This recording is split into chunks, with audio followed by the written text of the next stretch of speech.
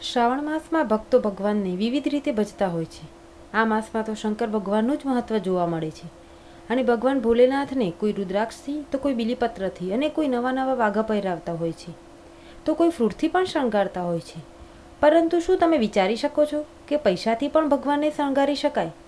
તો જવાબ છે હા। અમદાવાદના મહાદેવનગર ટેકરા ખાતે આવેલા રામજી મંદિરમાં ભગવાનને ચલણી નોટો વડે શણગારવામાં આવ્યા છે। ₹1, 2, 5, 10, 20, 50, 100, 500, 1000 તેમજ ₹1ના સિક્કા વડે આખા મંદિરને શણગારવામાં આવ્યું હતું। આ શણગારવામાં અંદાજિત ₹10 લાખની નોટોનો ઉપયોગ કરવામાં આવ્યો છે। આ માટે ભાવિ ભક્તોએ પોતાની બચતમાંથી જ નોટો આપીને પ્રભુ ભક્તિ દર્શાવી છે। આ શણગાર બનાવવા માટે 10 દિવસનો સમય લાગ્યો હતો। આ શણગાર જોવા માટે સવાર સાંજ ભાવિ ભક્તોની ભીડ ઉમટી પડે છે અને ભગવાનના આ અલૌકિક રૂપને જોઈ સૌ ધન્યતા અનુભવે છે। શ્રાવણ માસ દરમિયાન લગભગ ગુજરાતના તમામ ધાર્મિક મંદિરોમાં હિંડોળા ઉત્સવ થાય છે।